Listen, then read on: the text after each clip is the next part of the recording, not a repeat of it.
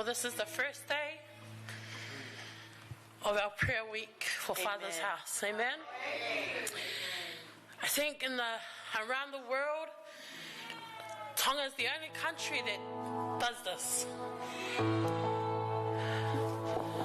Ko tau ki whanua, neongo ne CCE, ko tau tauhi, e tau wā moe o tua, o mua ia, hawhanga mea. Amen. Ko tau whanua, o ku iloa, he mamani Filipe, o tau tauhi, e wike mahu inga, ko wike aamu, o e tau kotoa pe. Ko ahoni, ko aho ia, o e tau wike haamu, o e whale o tamai.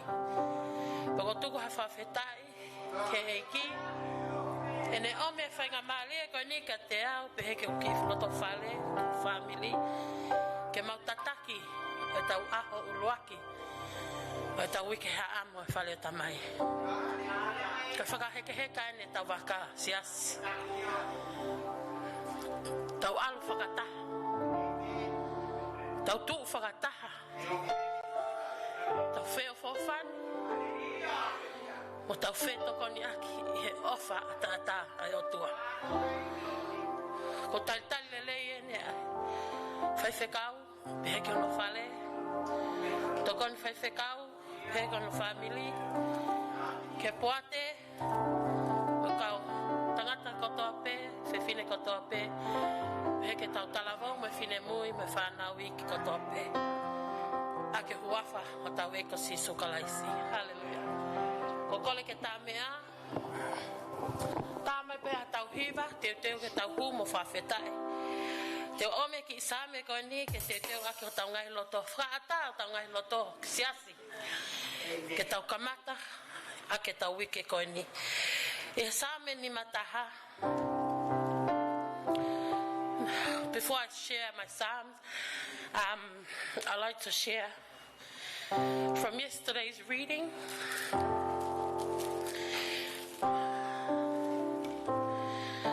Talo e whakahoko mai whaiwhekau ka maua, te makau he wike koni.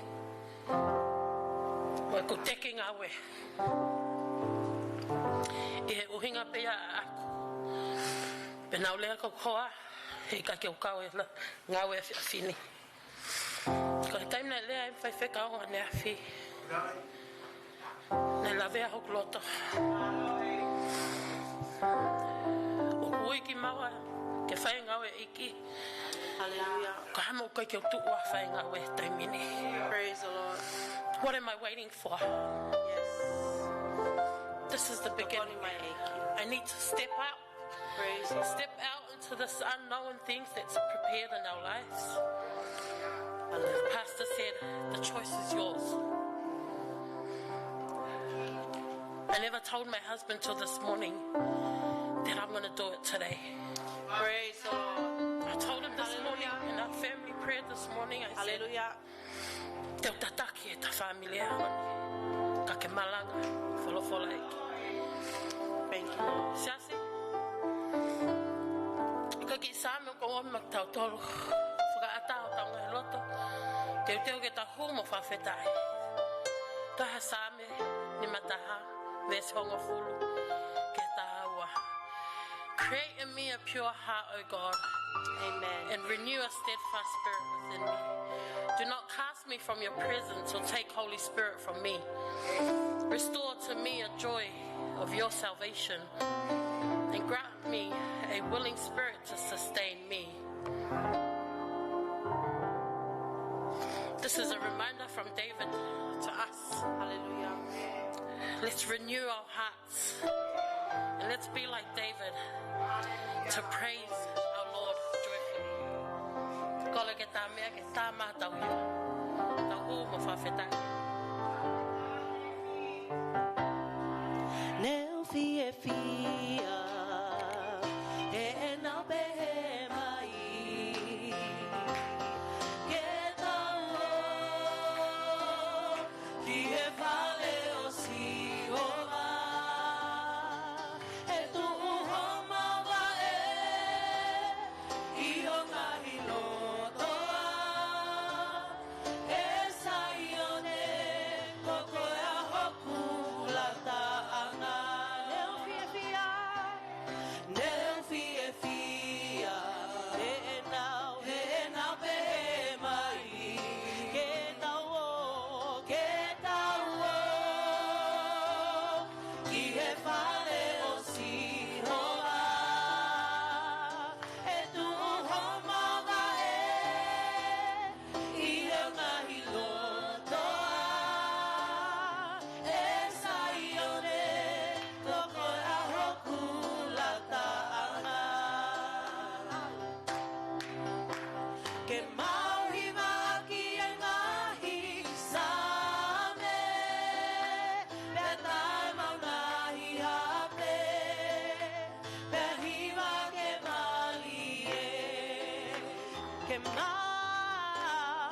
mau hima ki e nahi same Vetai mangahi hape Yahiwa ke mali e Whakaofo ke te au E kuhau ki o sai o re Whakawhie fia Al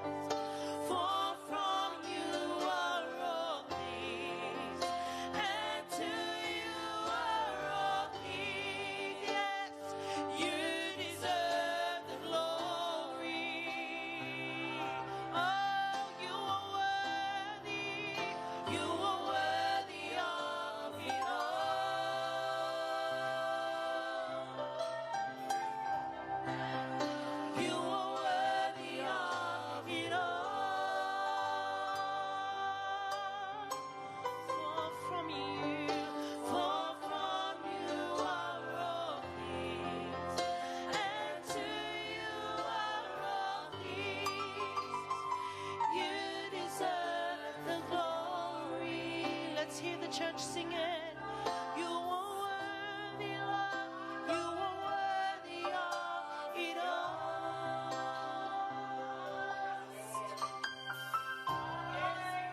You are worthy of it all.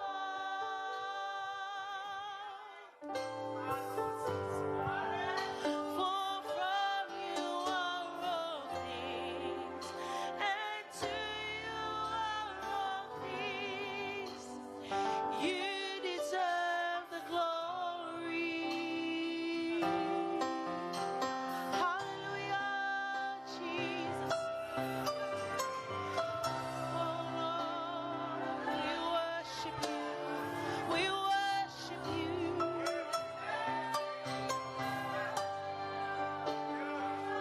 Every knee shall bow, every tongue confess, Jesus, that you are Lord, Lord of all. Jesus, you deserve the glory. Hallelujah, hallelujah, hallelujah. Glory, Father. Oh, you are worthy of all, Jesus. We give all to you, Lord. King of kings, Lord of lords. We give you all the glory.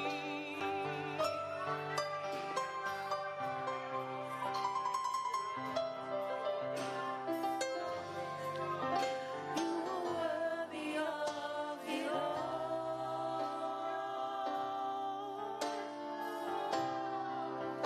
You are worthy of it all.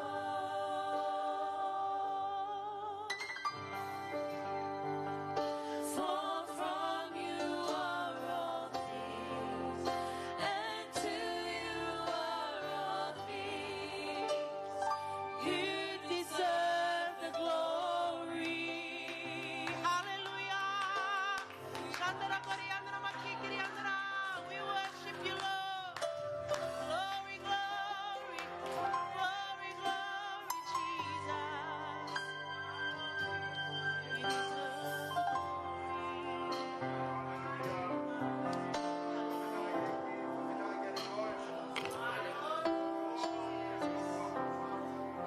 Hallelujah, Lord. Hallelujah.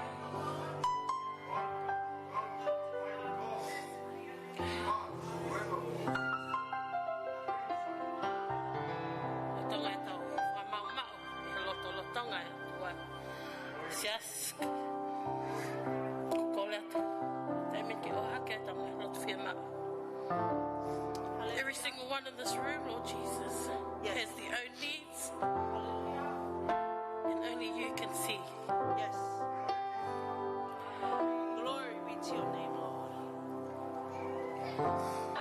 Let us call upon your name, Jesus, Hallelujah. as we lift our prayers.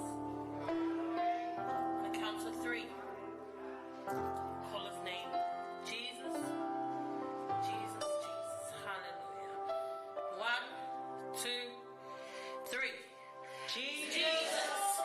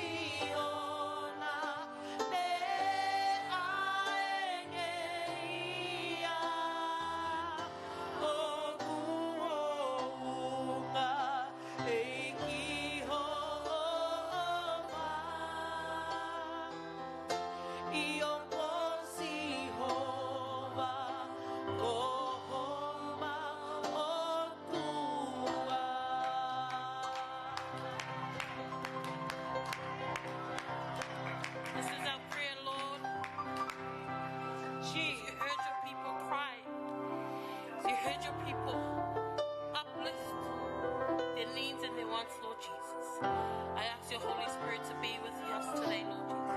As we prepare to step into this week, Father God, I ask your Holy Spirit to speak your word through this man. Let your message come through, Father God.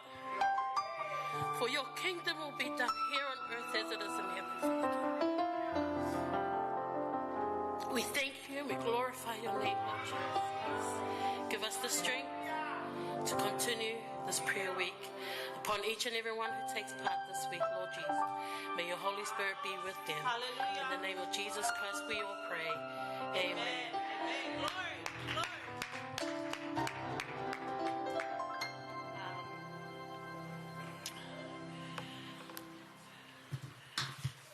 There's just a reminder, church, those who are willing to renew their relationship with God through baptism, we are taking part baptism on Saturday. If you want to put your name down, you can just speak to Pastor or the First Lady. By all means, I'd like to welcome the man who's going to be sharing the word of God this evening.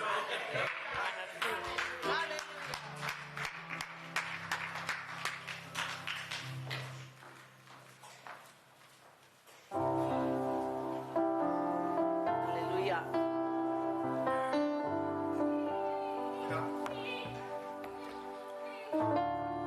Hallelujah. Praise the Lord. Hawaii fa me afi. Hanga iki o mo u ya ke wa fa.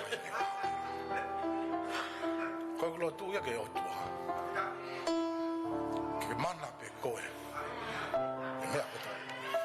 Praise the Lord. Na ka ke wa lo tu ne afi. Na mo si o pe ne afi. Fega mai ke fa o fa to e lo e.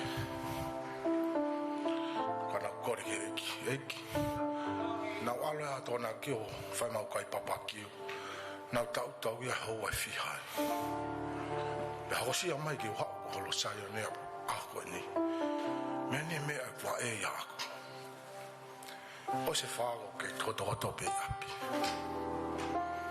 O ore pe o maa api ko tangai. Motu. Te tau alu ke lotu. Pako whawhetai pa ke o tua. E ko tua le rei tau. Hallelujah. Hape o tua tau hi tau ngahi. Tau hi ngai palo mese o tua. Kai whahe o tua hai mea.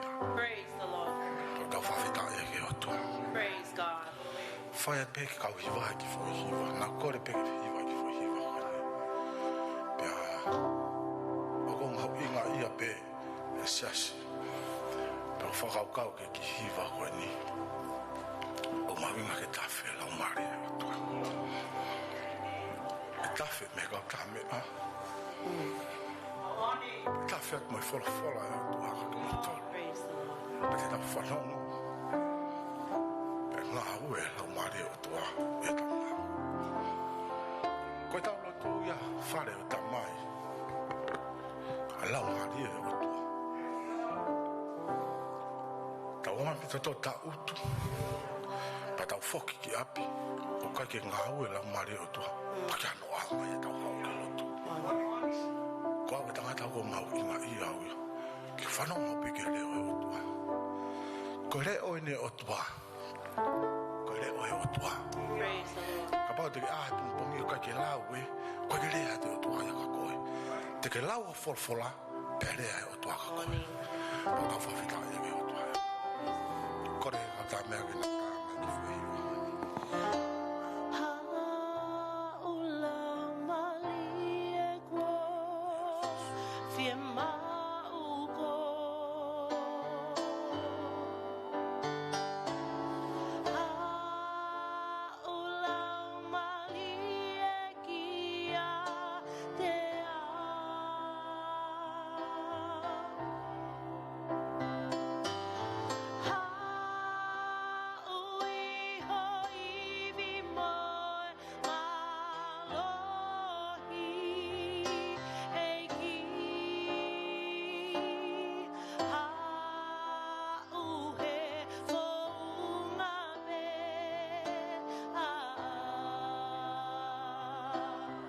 Hallelujah.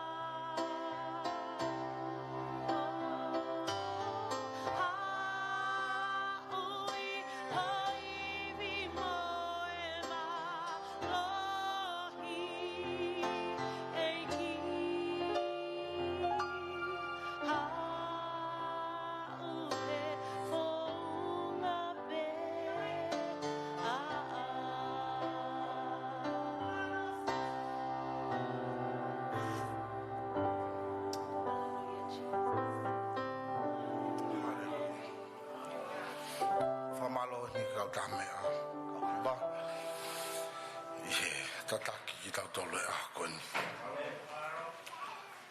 malbe mosi o mai ke to mai e pepa ta mo pe man ko ta mai ne ma folo ani Malanga. Maybe you see my book here, you think, oh, we'll be here a very long time. Pa mo e matolo e pepa ko ta ma ko ta ma palo fesata ya ko le peke la umari ke ne tataki Amen. I ask the Holy Spirit to lead. Fatala loto ki mua Like I have testified ka before, tangata na lele e tunga whakaako I'm tangata na tau mai heni na well educated, tapu or that I've gone to Bible school. ka kauia e ki whai he But the call of God upon my life, ko pau peke whai I ngā must be obedient. ko hape taimi ko ke ko le peke eki ko hape o taimi eki I ask God, whatever His time is, pa mau inga ke ta whangongo ke lau ke taimi e it's important for us to heed the timing of God. te lau pe mak tau tola ki wholofola I will read for us ka the venga portion whoke of tau Uike scripture. Lotu he weekend Our theme this week is the kingdom of God. ya e pureanga e otua The kingdom of God ka kakai to ape is only for the strong. tau Only tamai ko he pureanga e otua ha musi pe ya the kingdom of God can only be pulled kai fu by the strong, not the weak. kai Give in. o fa vai vai People who are humble. Praise the Lord. kai tukulolo ka People kato who na surrender completely to God. tau tau fa feta ia ke he And otua therefore we give praise to God folfola for the word o makitau tolu that He has given us. ke lau e koni Hallelujah. katak pe ko ku toi tapu we be ki me faata ke fatala ka ke fusa e sio pe o ko sai e telefoni ku lava ki tai o ai ke to ki atala ya me ka te ki fusi pe ki me faata ke ka ke fi matso ata mana va ve mama mata ka ko ki me ben na alfata mai ke hulu ake pe ke tatake ke lau folfola kore ke mo vagai fata mo au folfola ko ne to Matthew ano vai ta tolu Book of Matthew chapter 13 versi fafitu verse 47 ki he ni manoa to 50. Matthew vai ta tolu Matthew 13 fafitu ke ni manoa verse Ai, 47 pe, to verse 50. ko ta tau e pureanga o langi moi kupenga na au ki tahi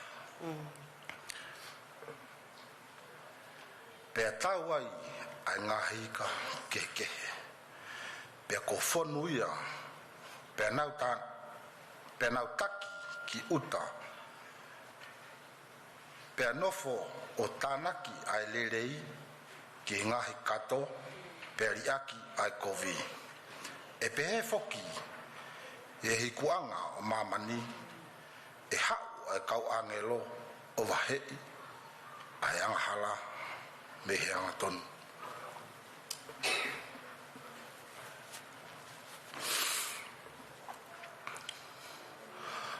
o laku akinau tolu ki he pupua fi pea e iai ai tangi mo e whengai taki oi ni fo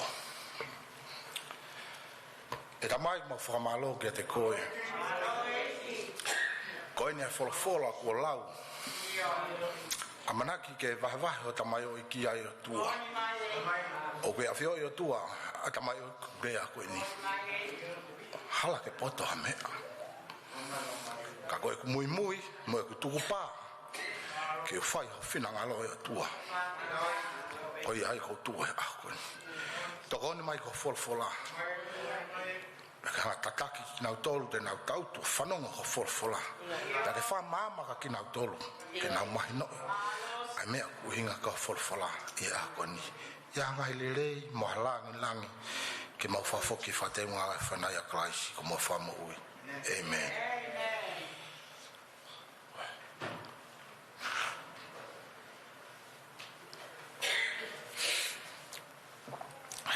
Fa veda ke iki. Taimi koni ko o me fai fekau tuku maha mo falala peheki he tokon fai fekau peheki homo pote homo falala mai ke ki mo tua tereki mo ilo e mo tolu kau mo falala ke to ta to ton ke tu watuan. I thank you for your trust. Pe go fa malo lahi And I give great thanks, fai fekau Pastor, tapuaki ko foi nasa ke awe akon that you have given unto me. ko tu ko me ko ni na tonu ke kamata ya so ka kamata hata okay fola I believe we should have ka ko started hinga with e somebody ku else. e ku ki fa pe o ku fai ko glere ta hape te fai fa ta I will share with you will be my very best. pange ko mo fanongo ke fola ko ni ku lau ma ki tau tolu e ko Like you've heard in the scripture I've read,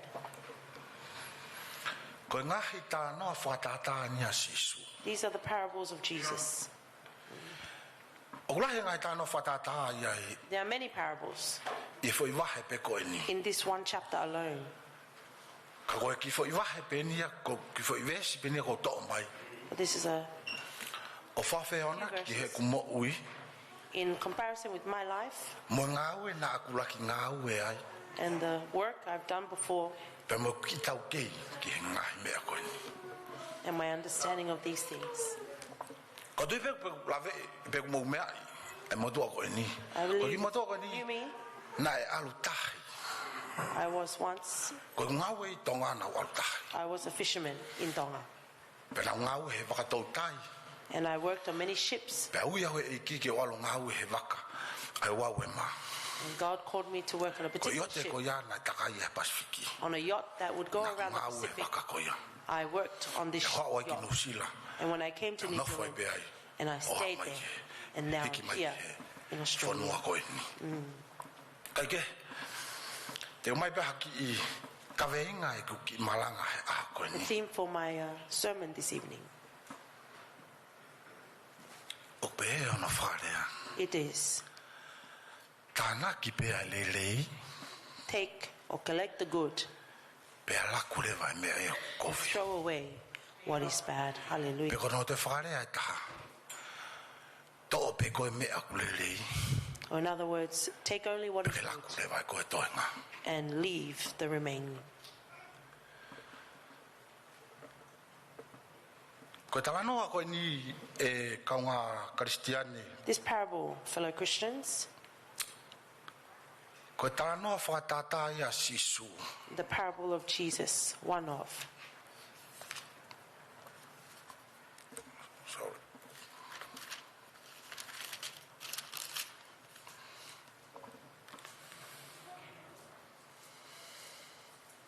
Hallelujah. ko tala no fa tata a sisu The parable of Jesus, ko pure anga o tua that the kingdom of heaven o hange hafu kupenga is like a net. ko tala no pe ke kupenga o pe ki ilo ya ku ke kupenga When you speak about nets, I have an kai mi ko na ke understanding. no silai When I was still in New na Zealand, ku hanga o ya fa ke hake ika I would be the one to bring the ko fish me on na the ta shore. pa ki he eki Well, na God ke bless pala me with- fa ta we ika I didn't buy the fish. tu fa pe a we ika I would give alu out. he alu hoko ka ko tala no fa tata na sisu ke pure anga o But tua this particular parable regarding the kingdom of heaven, ko e kupenga it's a net. pe ko hanga ko e fa kau kau And ko as I kupenga think ke about fe this, fe what is to do ke with tatu o alori e kupenga that we are to go and throw out the net? o ke pe e to pe kupenga ya pe a mau haika Will the e net ata catch ata fish loa pe on its own? Ko uhinga si so ko ini. What Jesus means Ke is tato o alu we need to go out o rie kupenga and ke throw mau out the net haika. to bring the fish. Ko pau ke ta fei lau taua. We need to I ri sacrifice kupenga. Ai to tau throw ke out the ko net. ngoma. Hallelujah. Ko pau ke viviku. You He must te ke au get ki yourself tahi. wet because you're going out to sea. Ko pau ke ongo sia. You will feel tired. Ko pau ke hela ia. Yes. Ia taimi Exhausted. e hala ka ke mau.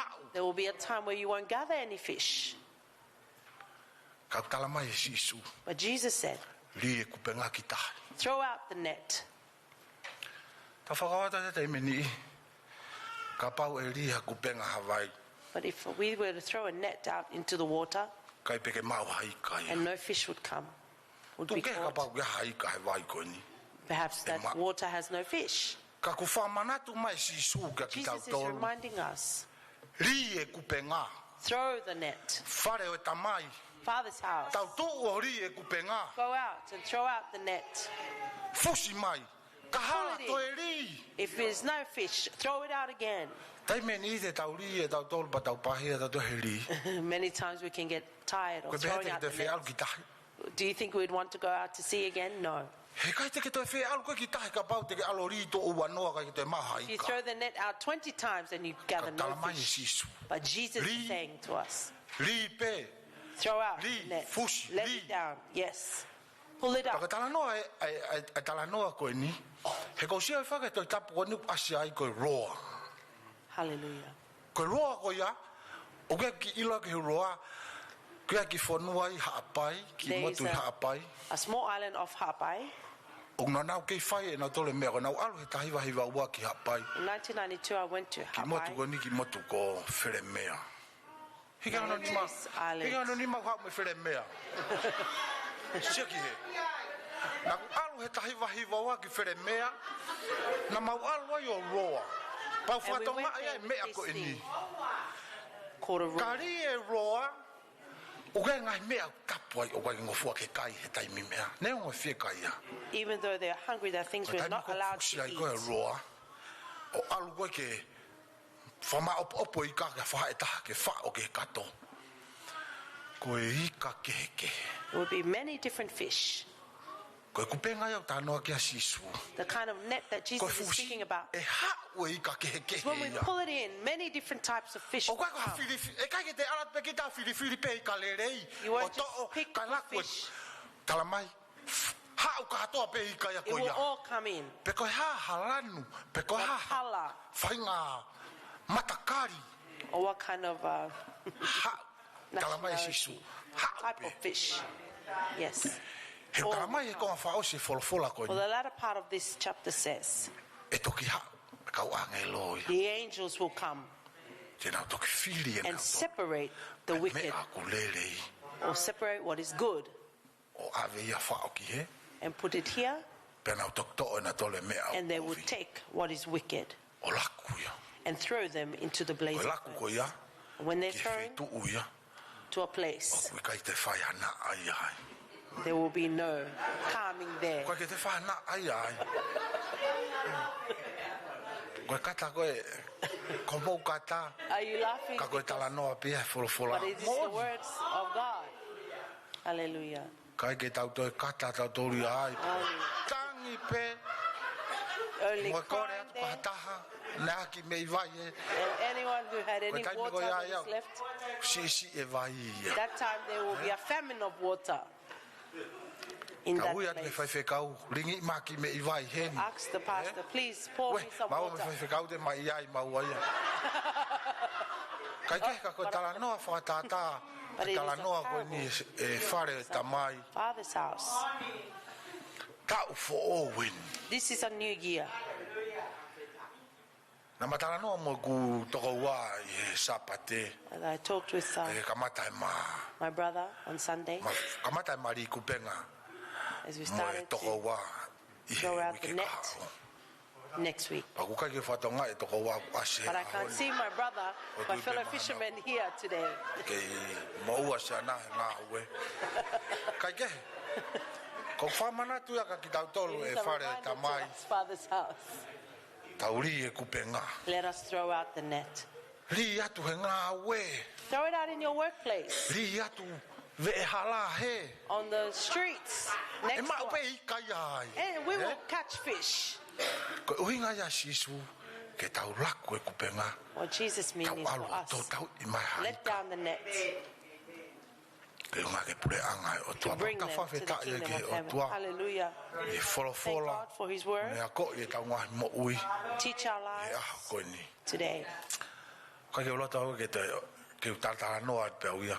Kaku taimi e tau malanga. Mo e tau porokalama. Pa o tau whawheta i ke o tua. We give thanks to God. E wholofola kune omi ma ki tau tolu he aho koe ni. Oua te tau whoki. Let us not give up. Oua te tau whoki mo fua. Yes, let us not give in Tau easy. ala te pauri e kupe ngā kai ki Let's go out and throw out our net. We are not to catch any fish. We'll go back. Hange ko tala noa ne nai na ku ke nusila. Ne ki Like I kupe said, ngā e when I was in New Zealand, Aro ma pēu ia ri e ku kupe ngā. I had a net. Hala tu e tai meni i. Always throw it out, and then many times there was Kana o nothing. manako au e ke ri e kupe ngā. But I liked Mana myself si to ilo throw i out pe o the tua net. ia te ho malanga ri kupe ngā. Maybe God knew I would come and preach Ko on the whawheta i net. ke o tua. And I praise He nā ko God. ri e kupe ngā. Pa So I wala threw the net. tuwha ke kakai masiwa. And I gave it out to the poor. Na kai tamena tolu. Alo whatau ke maho se ni tiai. He na ola tau ki he militoni. Ne kakai ana I was na in whakahake Hamilton. hake. Ai ka. There were many e ki people who whitu would koe. bring a lot of fish in. Pe ala pe ia sio pe na tolu poto pa alfa tau mai ki kupenga. And Ala when I kupenga. watched them, Ola henga learned their wika ia trade, ko he na wika. and I had more fish Pana than tau them. mai to alfa tau ma se ni tika tuko They'll tu whanau say, ia na "Sell the whake fish." o tanga koe. Ko kutufa pene ika ke o te ata tafa tau mo wika. I will give out the fish so no one will Pena come and buy hoko ia, yours. And it became Tufa koe true. mea ko ia. Ko os ilo pe au ia e tapua ki beha eki. I knew that God would bless me. Pa ko whamalo ke o tua Before I give thanks to God i he whangamari e ku omi maaku. for the Ke lava opportunity He vai has vahe e given me wholofola. to share the word of God with you. O Hallelujah. maha o whalahi atua ke he whare tamai whewhikau. Pe ke hoa. Pe ka Moses, Moana. Pe ka ki mautolu kotoa. Malos. Ki hawhanga, pe ka leona. Mo ki mautolu, kau whine eiki. Pe ke kau tanda eiki. Pe ka soni. O maha o whalahi atua ki mautolu. Whai tāpua kina ki mautolu e eiki. E ta mai ma whakamalo ki a te koe koe. Ko ma whawheta i ho wholwhola. E nea koe ki mautolu e koe ni. Pea ke rea mai ho wholwhola. Mo ke whahino hino ki mautolu. Ke mau ilo e mea tatonu ke mau whai o tua. Eiki mau rea koe pureanga e awhiona o tua. O ku hamusi be he kakai toa. Lahi taimi mau tō mokosi e mau whono ngā. Kai ke mau ilo mautolu pe ko te haa mea e whai. Ka mau kore ho lau mari ke tatake pe ki mautolu. Hanga malu ki mautolu. Tāpu ki na whewhekau pe ke ono family o tua. Pe ke tōna whewhekau. Pe ke he poate hono kotoa eki. Pe ke whare o tamai. Me lai taha wau ke si taha. Mau kore lau mari a whionaka ke hanga wha malu ki mautolu. Ia hanga hele rei pe ko halangi langi. Ma whafuki pe ke whateu ngā whona. Mau kore katoa ngai mea ni wa wha alo ko Sisu Kraisi. Ko ma wha maui. Amen.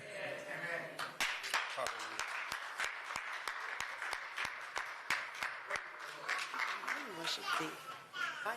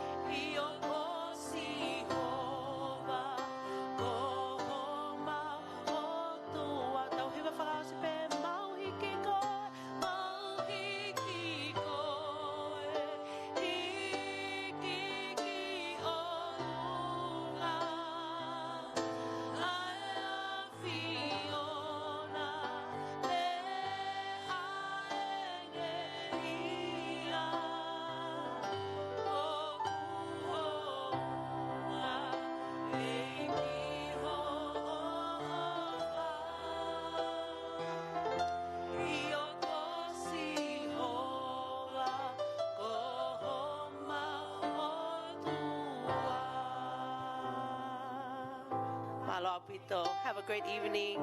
Tau toi silbe, tau toi whakatahtaha mai pia apongpong I he ono pia mamalo apito.